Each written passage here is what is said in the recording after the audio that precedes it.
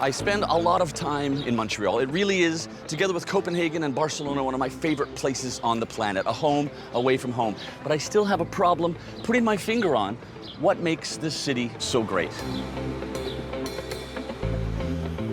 Through the centuries, Montreal has found itself at a global crossroads where nations, cultures, and languages have met, or were fiercely defended.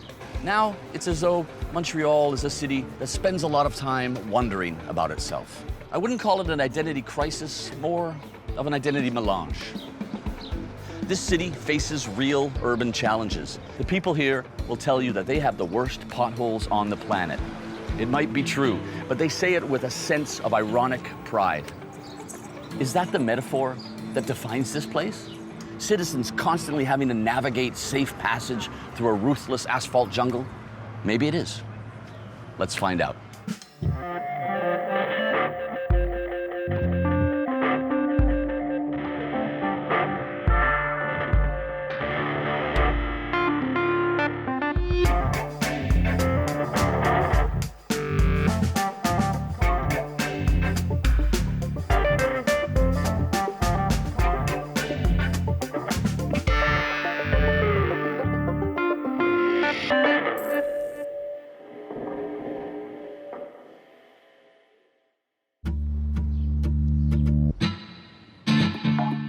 Montreal has often been dubbed Little Paris. It's not. It's been described as New York with a European twist. Nah. While it's true that Montreal is the largest French-speaking city in North America, trust me when I say that this city has an identity all its own.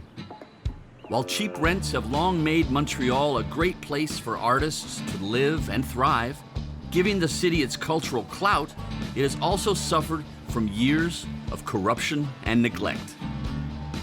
Montreal continued to thrive, however, by reinventing itself on a smaller scale than most urban hubs. The city's current identity is inextricably tied to the vibrancy and diversity of its 19 boroughs. From one block to the next, there is a world of difference. I would even say multiple worlds. Almost 6 out of 10 Montrealers are immigrants or of immigrant descent. Montreal is not the biggest, not the richest, not the boldest. But that is not the point. It's one of the best cities to live in the whole entire world. And that makes it a happy underdog. There are very few high-rises in Montreal. Everywhere, it's just residential buildings that are 2, 3, 4 stories with tight-knit streets and everything close together. This is a triplex, all right? So a flat over flat over flat. And here you've got a spontaneous meeting between the third-story resident and the second-story resident. Very typical. As an associate professor in urban studies, David Hanna digs deep to understand what makes up this place, focusing on heritage and transport. He was recently appointed as commissioner for Montreal's Public Consultation Office. Oh, and he absolutely loves his city. Boston has its double-deckers and triple-deckers. Chicago is full of 2-flat, 3-flat, 4-flat houses. It's the same stuff. The difference is the outside staircases, the balconies. That's Montreal. Yeah. But it brings people outside into these kind of intermediary spaces. These, you know, you come out, you run into your neighbors. Neighborliness is just built into the architecture. Every one of these neighborhoods in Montreal has 1 or 2 major commercial arteries. Wow. Even during the arrival of the automobile and the shopping malls and all that, these were always kept going with a lot of municipal care. So it becomes the glue of the neighborhood. Every city has challenges. Every city has a dark side. What is that for Montreal? Corruption. Oh, okay. That was a quick answer. So we have a corruption cycle here where the population is apathetic, doesn't want to hear about it, and then suddenly it just goes over the top. And the public wakes up and, holy cow, what's going on here? And then they want commissions of inquiry and they want prosecutions, and bingo, we go through about 3 years of intense inquiries and everybody's like shocked, my gosh. Then we get the reform period. Goes about maybe 2, 3 more years, a lot of reforms put in, new inspectors, new laws and all that. And then we get the sweet spot. We get about 15 years of good government. After years of corruption, and by that I mean rigged bidding on municipal contracts, kickbacks to city officials, and a mayor indicted for fraud and conspiracy, well, after all of that, important reforms were implemented. And David thinks Montreal is in for a period of intelligent and citizen-oriented government. Well, only time will tell. What is the state of the nation in Montreal regarding gentrification, and especially a neighborhood like this one? Well, it is a hot subject here too. There's a lot of stress over it and a certain amount of political struggling over it. We have our traditional urban poor who are still here, and some of them benefit from rental protection and from co-op housing and programs that Quebec has to stabilize its people and keep them in their houses at very favorable prices. Right. Others are indeed pushed out by rising rents. I know, this is not New York, or even Toronto. But for this neighborhood, Hochelaga Maisonneuve, it is a radical transformation. An ocean of condos has popped up in the area, jumping from 500 to 4,000 in just 20 years. Activists have denounced the situation openly and vocally, and sometimes violently. We may not agree with the method, but it certainly is symbolic of a ubiquitous discomfort. This looks like it's been recently redone, am I right? Well, more than redone, it was done. It was done. There was no square here. Oh, really? Yeah, this is a railway crossing coming in through the industrial neighborhoods and heading off towards downtown. And then it flowed through here and then disappears out through the factories. And they abandoned it in the 60s until finally in the 90s, somebody got this bright idea, hey, let's do something with special spaces. So the grade level crossing then becomes a public square. So this is kind of the new heart now of Hochelaga Maisonneuve neighborhood. Is this a life-size city? The city is made up of just what I would call ordinary, discrete people spaces that are very human scale, very local, and it's all very people-oriented, and that's what makes this place just so livable.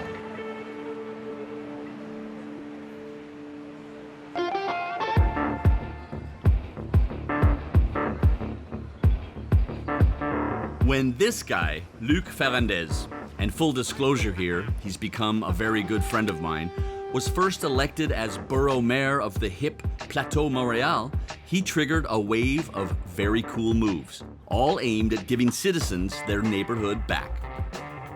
Over the course of just a few years, are you ready for this? Luc's team added 7 new parks, revamped 6 others, installed 226 planters on street corners, made 93 intersections safer for pedestrians, lowered average speed limits, created 17.7 kilometers of new bike infrastructure, installed 5,000 bike parking spots, and greened 43 alleyways. Somebody pinch me. People don't see their needs for public space. You know, you want to go through, you want to park, you're busy, and people think, hey, this guy's going to remove parking, taking out road, increase congestion, to do what? Public places? Who asked for public places? But once it's built, suddenly people realize, hey, I needed this all my life and didn't know it. We can do 20 different things just around you, 20 different things that you maybe didn't think about, but that will change everything. The park, the street, the sidewalk, the bike path, the back alley, we have to enrich the surrounding of people so they say, you know what, I want to live in the city. To call this bike lane controversial would be a massive understatement. It was one of Luc's first projects in the Plateau. Back in 2011, he transformed a stretch of Laurier into a one-way street and implemented bike lanes on both sides.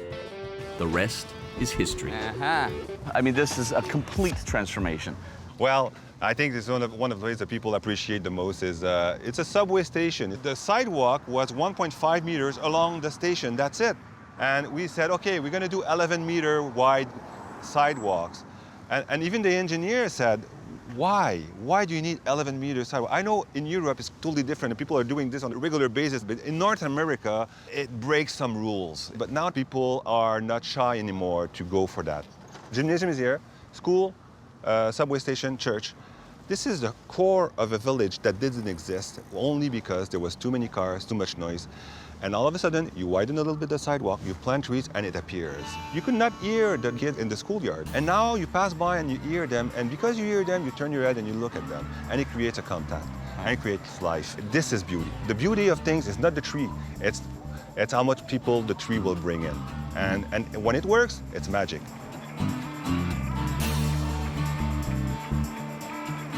Luc has recently been given a new city-wide mandate and is now in charge of the city's most important parks, green spaces, and large-scale projects.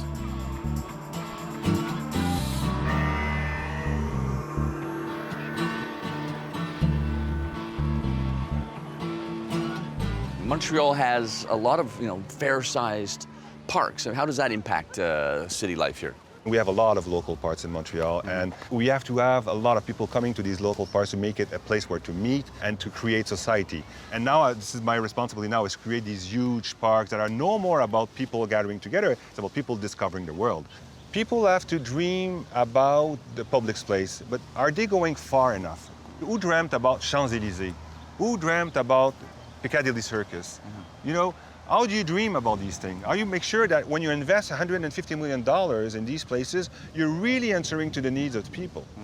I have this conviction that we need grandeur in our life, that we need a place that represents the city and that you meet the city. And we want to sell this to the Montrealers and say, look, we need huge public places. We need public places so big that you need 4 fountains on them. And this new dream is really, really enthusiastic for it. It's great for me. 10 years ago, people were saying, oh, I would never raise my kid in the city. And now I want to tell people, look, you don't have to pay for it. You have to pay through your taxes, but it's yours. Yeah. It's yours. We're taking care of it, and it's great. You're kind of just the guardian of the city because people own it. Oh, absolutely. Yeah. The people are owning it. Let's own things in common. Let's invest in things in common. It would be much, much better than if you invest in your backyard. For some neighborhoods, the preservation of life-sized buildings and people spaces succeeded. But man, it was a very close call. What a monster. It just looks completely out of scale, right? Like this just doesn't match. The idea of these developers was to raise 6 blocks of old gray stones and beautiful 1800, like these kind of buildings 1900, here. This sort of building here, yeah. All of those were to go, and they were building all those high-rises.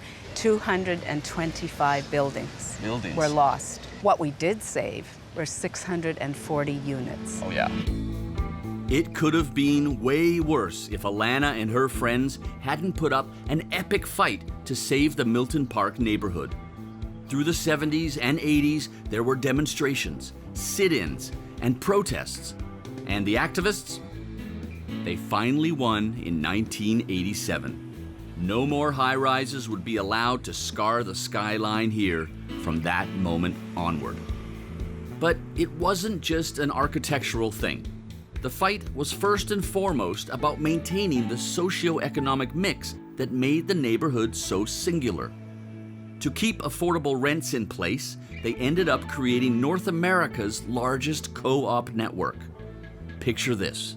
The Milton Park community is made up of 21 smaller co-ops, 1,500 people, and various forms of housing from large single-family homes to rooming houses. Oh, and the best part? To prevent speculation, they came up with this creative system. Front yards, backyards, and alleyways are all owned by the community. In our project, we built in acquired rights so that the people living here could indeed stay here. But we signed a document which ties us all to provide in empty apartments low-rent housing for families. There are also space requirements. Milton Park community has people from 50 different countries living here, from all different backgrounds and socioeconomic status. And if people move into the co-op and they're relatively poor economic situation, if they improve their situation during the time they're here, they don't get kicked out. like happens in some of the government-run cooperatives and so on. So it's unique Right. in the way it's set up. This is precisely what makes this place stand out. That and the fact that the Milton Park people never stop pushing for collective well-being. Their latest endeavor? Transforming a now decommissioned hospital housed in a nearby historical building into yet another co-op. They're joining forces with local groups to make sure that these future spaces include the mixed community that lives in the area: students, families, and a growing number of seniors. Alana insists Milton Park Co-op is much more than heritage houses and low rents.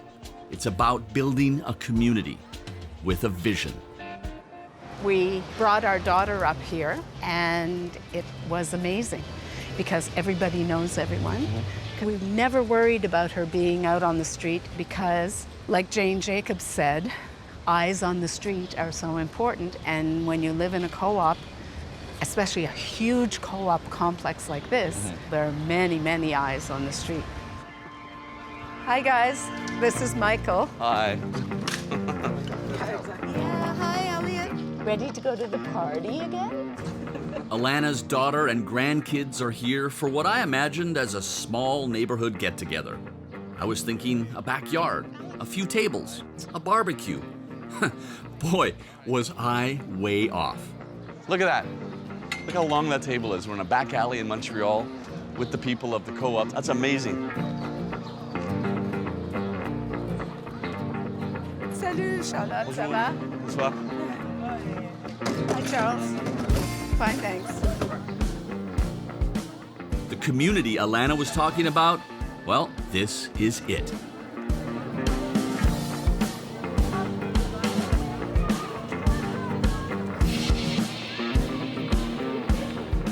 Let's go get some wine. Have a seat. Oh, thank you. Would you like red or white? Yes. Yes? Okay. What a setup. Absolutely That's amazing. great. There you go. Thank you. Hi, Tassie. It's really hard to interview you here today because you're talking to me and they go, oh, hey, how you doing? Oh, my God. And like, that's awesome. Like, it's, Yeah, sorry about no, that. don't be sorry. Good. Example? Yes. Did you Yeah. envision back then when you were fighting the fight that you'd be sitting in this back alley on a beautiful summer's day with all of these people? This is one of the major changes that I so am thrilled with, that so much social cohesion came out of everything that we've been doing. Everybody gets together and has a good time and exchanges ideas, asks about each other's kids. Is this something that could extend even further in Montreal? Sure, I think so. And I think one of the things that people have to look at is not just perhaps building new co-ops, but taking areas like this with heritage homes and really working on perhaps talking to their neighbors and convincing them that they could do co-ops and buying their places and doing a similar thing. Yes, I think it's doable.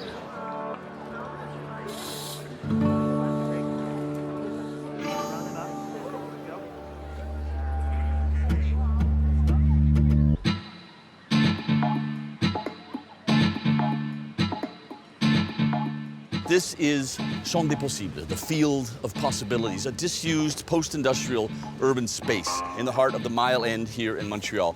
One of my favorite desire lines in Montreal, possibly the world, leads this way, right towards this hole in the fence and the railway. It's just no longer an industrial area. Now there are densely populated neighborhoods on either side. And this is an incredibly important desire line for hundreds, if not thousands, of people every single day. The railway is owned by Canadian National Railways. The city has a difficult time engaging them in a conversation about how to create level crossings. In the meantime, what happens is the citizens take back this space. They cut holes in the fences. There are Facebook groups telling people where the new holes are. Here you can see a former hole, which has been patched up with chain link fence and reinforced with steel. And the citizens here, you can see, have just created another hole. So let's just do it.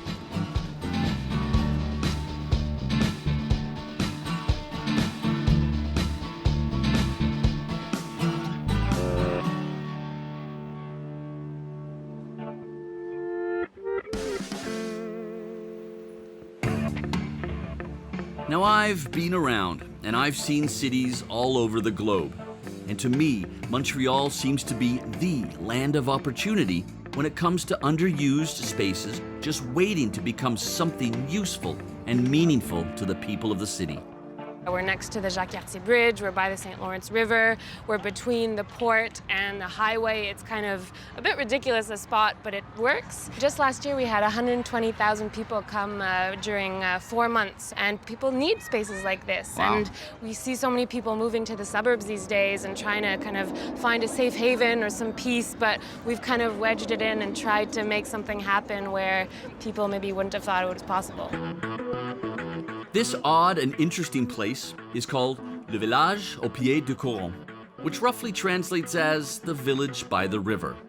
And the nonprofit behind it, and behind many public space initiatives throughout the city, is La Pépinière, the nursery.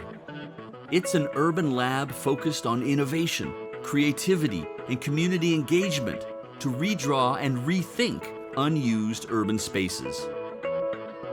Violaine is the project manager for this very successful project.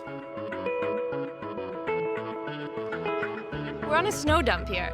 So Oh, wait, what? Sorry, you're on a snow dump. Yeah, so What's a snow Montreal dump? gets a little bit of snow in the winter. And so this is where the city actually brings all the snow of the neighborhood. So they bring it here, there's huge piles, and it actually melts here. All right. So in the winter, it's used by the city, but in the summer, there's absolutely nothing. It looks like a huge empty parking lot. Right. So every year we bring the sand, we build the boardwalk, we do a call for proposals to invite teams of designers, architects, and visual artists, and just thrifty people to participate in the installations of the sites. And we're really bringing back attention to how incredible this area of the city is. And it's not just for cars, it's for people too. And there are people who live on the other side of the highway, it's their neighborhood. Oftentimes people who live kind of downtown or in the Plateau Montreal, they're not as used to coming to this area. And so we're slowly shifting the perspective of people and encouraging people to come back and enjoy their waterfront. And one day our dream is to be able to touch the water with their feet. Even if accessing the nearby water isn't happening just yet, there's still a lot going on here. Playgrounds, art exhibitions, concerts, movie nights, yoga classes. Or, should you want to just hang out, you can have a drink, eat a bite, and relax with your feet in the sand. Not bad for a place that doubles as a snow dump in the winter. What is this space? Is it private space, public space? How do you define it? It's provincially owned private land, but we're creating a public space out of it. So that in and of itself is one of the sort of gray zones that we exist in. We're not really in any kind of area where there's necessarily laws exactly defining what we can and can't do. So it's both, I think, the curse and the beauty of the project. People aren't yet used to just being part of something in a public space. It's like you have to be invited or told what you're allowed to do. So slowly but surely trying to see how people relate to everything that we're doing here. Listen, what also makes this place stand out, like all the projects run by the people behind it, is an audacious philosophy. There's no publicity, no corporate sponsors, and no branding of any kind on the site. Violaine admits it candidly. Financially, it's very difficult to sustain this model, but the goal is to push the city to invest more money into these attractive and city-defining projects. Plain and simple. We're not forcing people to consume. The whole programming is free, playing pétanque, you have to do a little deposit. We're really trying to create a more participatory city. A city where people work together, talk to neighbors, where people are less socially isolated. And this space and the other spaces that the organization develops have that in mind. So yes, you can buy something, you can have a drink, you can buy food, but you're really here just to have an experience and to participate in your own city. All right.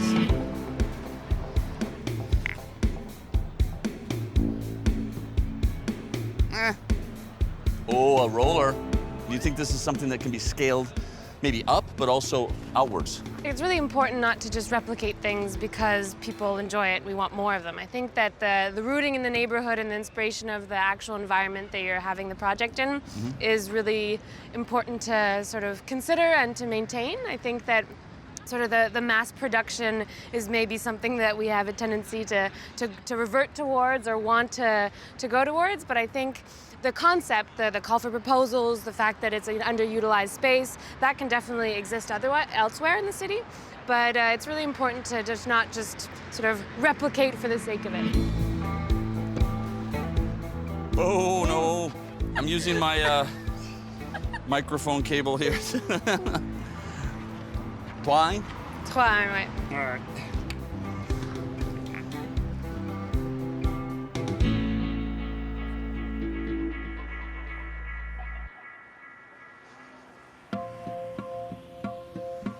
To be honest, the amount of lost space in this city completely blows my mind. Something like 21.8 square kilometers of vacant, abandoned space. That's 4.4% of the entire municipality. Just sitting there, unused and sometimes even unaccounted for. I see this as a world of new possibilities to make this city even more spectacular.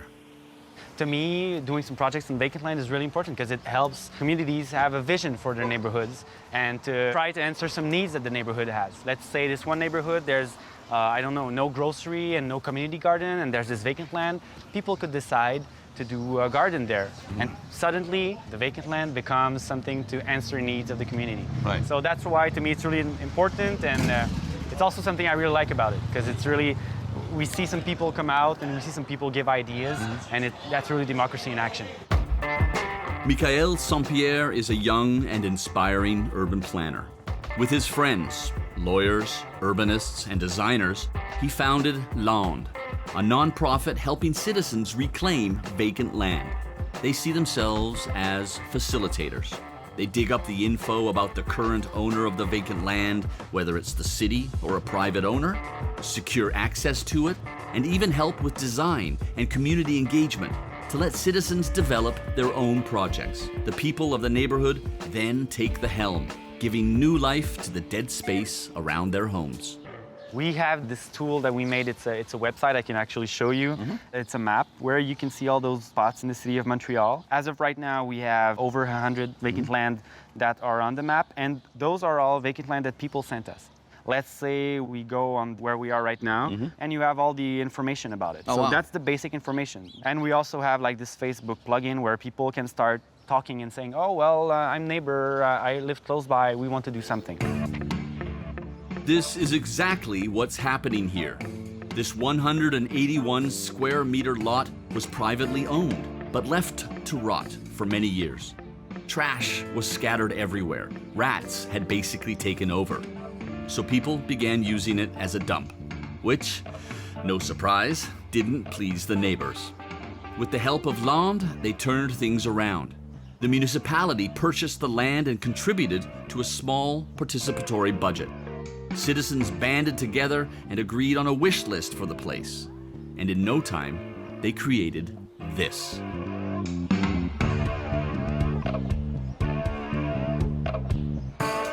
Off we go, in search of other success stories. This one here is the alley beside the Jardin Basile Patnaud, just a few blocks away. It was looking like this. Garbage, bins, graffitis, cars, concrete. And we decided to get together like 30 volunteers and people from around. And we planted like 150 fruit trees. We planted so much flowers for pollinators. And in a weekend, we flipped the place. David Alexandre has lived in Rosemont for many years. Every day, this social worker, doubling as a forestry worker, rode his bike through this concrete alleyway along a derelict community garden in one of the poorest and most challenged parts of the neighborhood. He decided it was time for change. And when this guy, aka the powerhouse, puts his mind to it, things get changed. Who can we contact at the city and the borough to help us to use this land in a place where there is so much needs? And that's when Mikael and Land came in. Where we're standing right now, it's a back alley. It's owned by the city of Montreal. Things were a bit complicated, but where there's a will, of course, there's a way. Let me wrap my brain around this. The land is owned by a supermarket. Well, except for a tiny piece owned by the city, preventing any possibility of expanding the store. The city's been renting the whole plot for years to host the community garden. But the city officials didn't even realize they were also renting all the abandoned space around the garden, up until Land, after in-depth research, discovered it for them. This was a game changer. Basically, we gave them access to the land, and then the group went forward with the rest. We decided to plant fruit trees everywhere. So we have pears, apple, plums, raspberries, blueberries, haskap berries, goji berries. It's free for everybody. You see the raspberries here. Yeah, when they're gonna be ripe, everybody can pick them up. People in need with socioeconomic difficulties, they deserve to have a nice place to live around. So that's the value. That is the It value. wasn't the value of, oh, we can pick plums. That's a nice value, but I mean, it's more than that. It is, but it is more social, connecting people, connecting the community, get them involved. Like the chicken coop is all right run there, yeah. up by the community. Example, Jean-Sébastien here with his son in the Monday morning, gets the chicken out, feed them. And by night, it's Micheline with her grandson that comes. So yes, we wanted to bonify the place with fruit trees. But the thing was to create links between the people of Place Basile-Patnaud. Michael, whenever you're ready, go catch these guys and put it in. All right, you're the boss tonight, right? Yeah, of course. Yeah, all right. Go ahead. You got my back? Yeah, I got your back, though. Well, I don't know the names. Let's call them Danish names. Yeah, you and me, baby. Come on, you and me.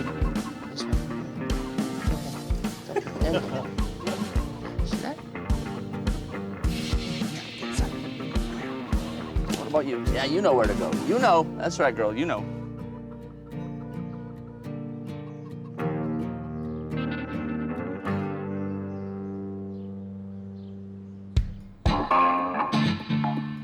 Montreal is a very green city, with about 21% of its area covered by green canopy. Unfortunately, this could all change very drastically over the next decade. No thanks to the ravaging ash tree beetle epidemic. Action has been taken, and almost 60,000 of Montreal's ash trees were saved. But still, 20,000 of them needed to be cut down, leaving just as many empty spots on the streets of Montreal. Our main goal is to give public trees back to the community. So we recycle these trees, turn them into furniture, and through different projects, we make sure that they end up in public spaces. It all started as a pilot project when the borough of Rosemont-Petite-Patrie called on Ronald Jean-Gilles, a social entrepreneur. The hope was to find a way to turn trees into something more than just wood chips. And, as it turns out, the beetle only attacks the bark of the trees, leaving the rest of the wood intact. And wood, between you and me and Ronald here, means furniture. In this case, street furniture. To make it all happen, he partnered up with several local organizations. One of them, Les Ateliers d'Antoine, is a workshop focused on social inclusion. And this is where Bois Public, which translates to the wood of the people if you want to be fancy, makes most of their furniture. Who are all the people working here? We got young people that came here because they were trying to reintegrate the workforce. We have local people, immigrants, everybody is welcome, and we teach them how to make furniture. They work here for 5 months, and after that, they get a certificate so they can look for a real job on the market. So we have, yes, a good impact on the environment by recycling the trees, but there's also a social and economical impact by helping these young adults to have a second chance on life. It all started in this neighborhood, but the idea has now spread around the city. Ronald and Bois Public are developing ideas with other boroughs and even other cities affected by the ash tree beetle epidemic. Their next step, they want to recycle other types of trees which have been cut down for other reasons. Since its foundation, Bois Public has built almost 100 benches, providing public seating in 5 neighborhoods. And to do that, they've recycled more than 1,400 trees. Not bad, my friends. Not bad. These little benches aren't meant for this specific park. They'll soon be moved to a green alleyway somewhere in the neighborhood. For the kids. Makes you want to sit. For me, the best story is when we installed the furniture with the participants, who are part of the reintegration program. And they install the furniture and they get the reaction directly from the citizens who pass by, and they tell them, oh, this is very beautiful, and they can proudly say that they worked on this project. I did this, I built this. So this is the best of recognitions for me.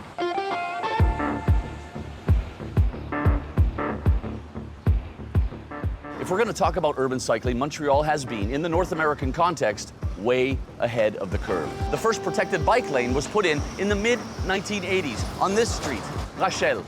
The design that the city went was kind of lazy urban planning, these bi-directionals on one side of the street. This is not best practice at all. This city desperately needs an infrastructure network of protected bike lanes. So the question is, where does Montreal go from here? The people have shown that they're ready for more and that they deserve more. Citywide, just under 3% choose the bicycle as transport, but in certain areas, double digits are imminent. They're ready to hit 10%. You don't see that in North America at all. The city is starting to implement unidirectional cycle tracks on either side of the street, and that is a great sign.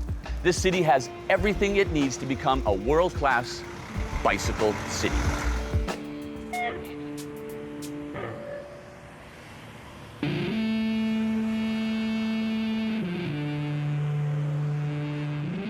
We're in Parc Jarry, on the border of Park Extension, or Park X as it's known locally.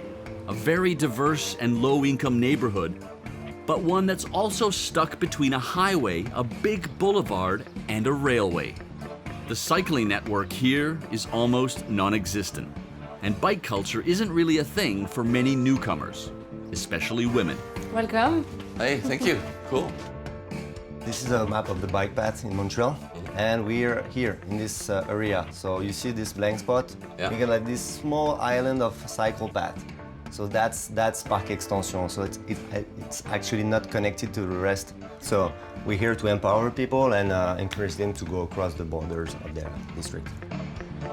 Cassandra and Nils, 2 French immigrants, are part of Culture Vélo, an organization democratizing the bicycle as a means of transportation. They opened a bike shop, but they wanted to do more. So they started providing cycling classes to the immigrant women of Park X. Oh, that's Shalana. Hi. Hi. She's one of the students. Oh, that's Michael. Oh, I'm Michael. Hello. Are you ready to begin? Oh, yeah.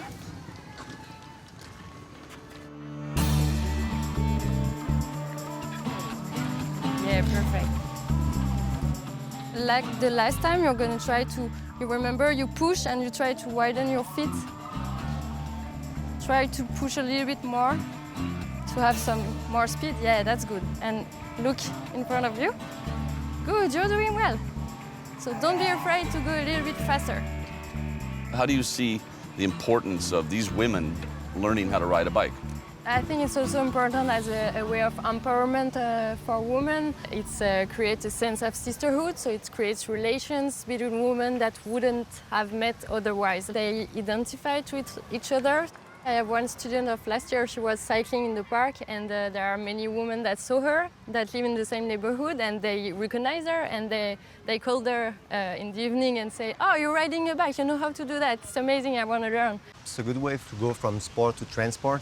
You told me like, oh, it's super fast. You know, one of your students, she went to the library and it was like super fast with the bike. So she was like really happy about that. But I think it has to start where you feel confident and then you start to explore and so move from one place to another and then break the borders.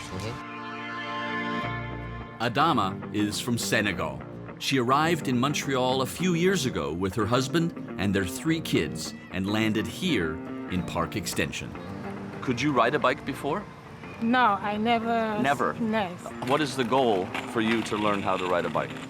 My goal is to do bicycle with my kids one day and to go to walk with my bicycle. Okay. Yes, it's fun and it's for environment. For the environment too, yeah. Yes. You're this close. Huh? I think, yeah, totally. I will let you practice. Thank you. Thank you. All right. 3 lessons and she's been riding up and down. I mean, you know, still a bit wobbly getting the momentum going, but like, wow, I'm impressed by anybody who can do that as an adult in 3 hours. I think it makes you discover the city differently. You really can feel that you're at home, you can go everywhere, and it has the same effect on me, actually, that I really feel at home when I begin to ride a bike. You're not just using the public transport and going like exploring the city and feeling at ease everywhere. So I think it can bring that to them too. It's really, you know, building bridges between, you know, the people inside the community so that the community of, you know, bike learners grow, and eventually, you know, they are the teachers, you know, and they take like the courses. Yeah, the most important part is to give the idea of that first you can still learn. It's not too late, and in some years we will see all the women riding in park extension. Yeah, cool. I hope so.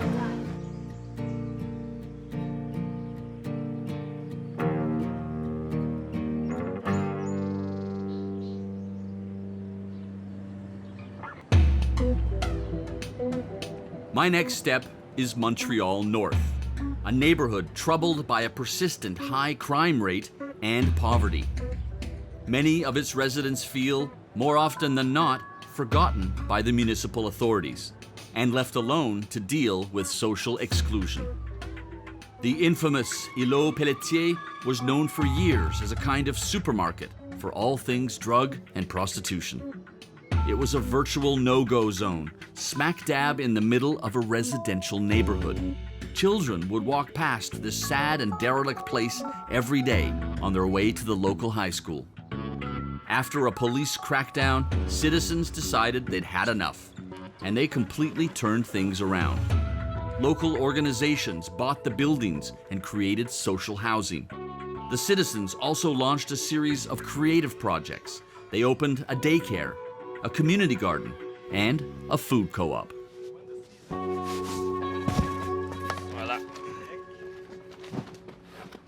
So Nouriel, what are we doing? People make their orders like for 2 weeks. Do they pick it up or do you deliver? Well, they come to pick it up, those who have like the ability to do it, but there is also delivery for people who have less mobility. When Noria landed here from Algeria in 2009, she was shocked to learn that food access was an issue in Montreal North, right here in Canada. 1 person out of 3 in this neighborhood lives in a food desert, an urban area in which it's difficult to buy affordable or good quality fresh food. And almost half of the children here live under the poverty line. Noria realized that poverty, well, it hits all over the globe, no matter what continent you live on. But she got involved right away and became one of the first members of the Panier Futé food co-op. Every member here volunteers at least 3 hours a month so that everyone has access to fresh and affordable food. This is the place where the co-op operates. Maybe you could help with the parsley. Yeah, sure. All right. Got it there. What is the difference between now and then, when you first arrived? First, I think it gives hope for many people. The co-op is making some social interactions. People get together. They learn to live together. And living together means having more tolerance towards the other and towards its own self, because, you know, when you live in poverty, it kind of entertains loneliness. And when you're alone, thinking that you're the only one having your situation and being excluded, it's difficult to get involved in this society. It's this human connection that's lacking actually in this individualistic society, and that's what we are trying to change. So it's not just food and food access and food security. It's community. It's community. Right, and that's important to you. Yeah. I can hear. Right? Of course. I come from Algeria. Yeah. How do you see the future of your neighborhood? Like my vision is that food is just a tool to generate other changes. It starts small, but it gets bigger. Yeah. We just have to make some energy and some effort in it. Right. And believe. That's important.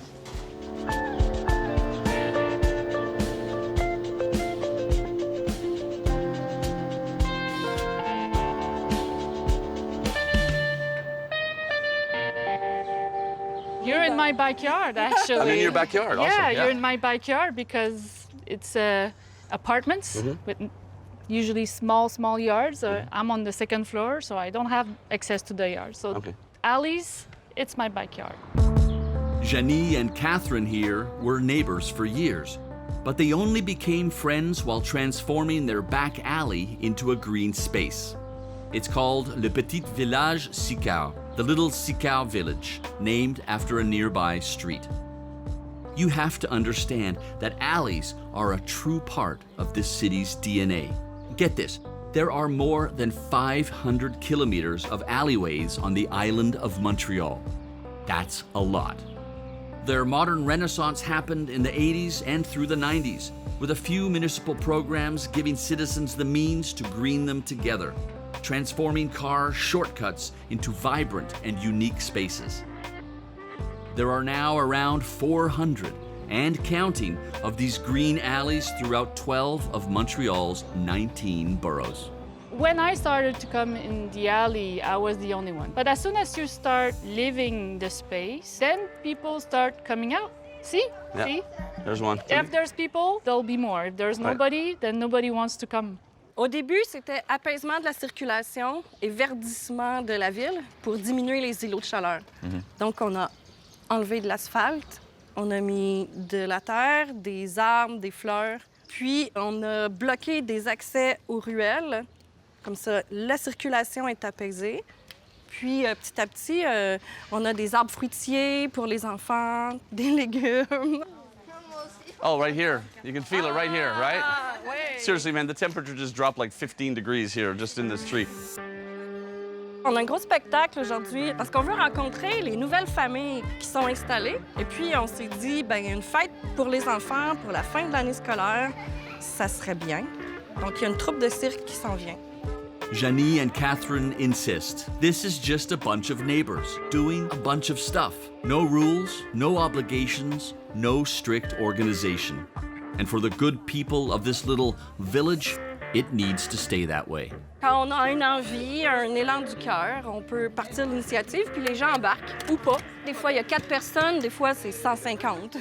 We're enough organized in life. We don't need to be organized in the weekend. Quand c'est obligatoire, quand c'est trop formel, il faut conjuguer avec des règles, des dynamiques entre voisins. C'est pas toujours évident. On n'a pas envie de s'embarquer là-dedans. On y va avec le feeling.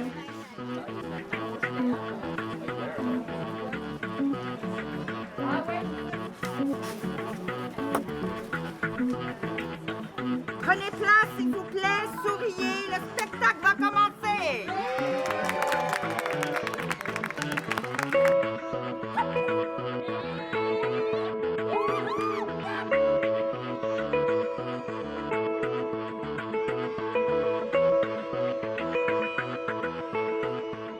When you started, you didn't have the grand vision of this today. No, the community that built around the green alley is a big bonus. So big that we were supposed to move and we decided to stay. And a lot of people are coming back. My husband lost his father, and when we came back from the funeral, there were 20, 30 cards around our door. Oh, wow. Avec des mots sincere de... condolence, and we're there for you. And we came back and we had this, and we're like, oh my God. So... Ça développe des solidarités. Yeah, solidarity and carefree, and we fell in love with everybody. Yeah, cool. Almost everybody. Yeah. On se fait un petit village dans un grand village. I've met with great people working on great projects here in Montreal, urging the city to do more, to be better. but this little back alley, filled with kids and people simply hanging out and becoming friends. This is what Montreal truly is for me. The citizens here don't always need the city in order to make things happen. They just do it, in every neighborhood, on every scale. They are truly an inspiration to urban citizens around the world.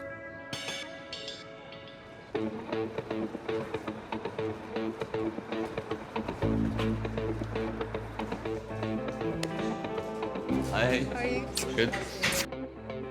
I kind of wanted another tattoo of Montreal, but then I thought, no, I already have it. I have like the authentic story. My favorite street, Saint-Viateur. This is where I first landed, as it were. This is where I meet my friends. This is where I stay. It means a lot to me. So I'm just going to bling it up a bit. Give it the snow that it has 5 months a year. Give it bike lanes, which it deserves, as does the rest of the city.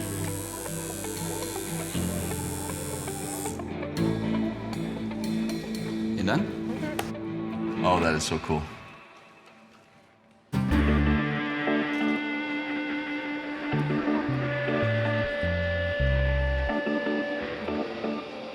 This is a city that stands firmly on the shoulders of its citizens, who hail from every corner of the world. They define it, not the other way around. Montreal is raw, edgy, irreverent, creative, dynamic, resilient. And on top of that, this is one of the coolest, most chill places I could ever imagine. Montreal, Montreal, call it whatever you want. I really don't think it cares. This underdog city is just happy that you want to be here. And that's why I keep coming back.